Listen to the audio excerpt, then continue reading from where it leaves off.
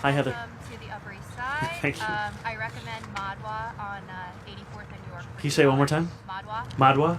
84th and York, $2 Okay. iced coffees.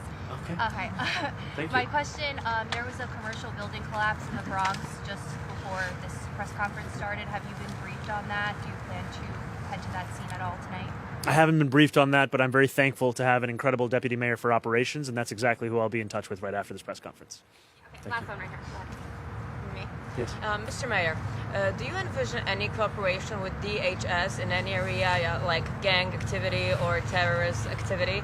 And also, would you say that any action of DHS actually contributed to the safety of New York City for the last year? Thank you.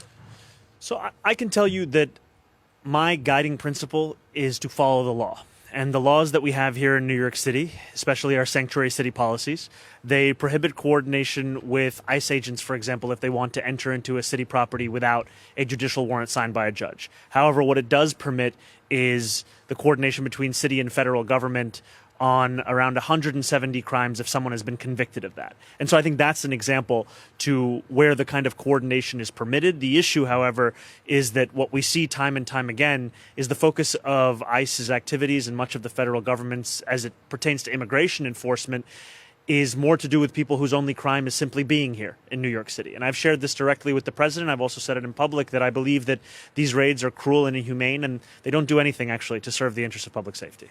Cooperate with DHS on some of the issues. On those 170 serious crimes, yes, as by the law. Do you think what they did for the last year contributed to the safety?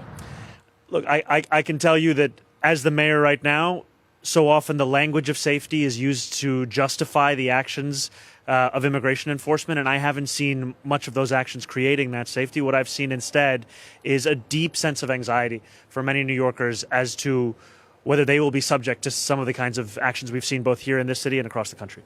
Thank you all so much. Mr. Mayor, if the Thank you, governor guys. doesn't mention anything about free buses, will you feel disappointed?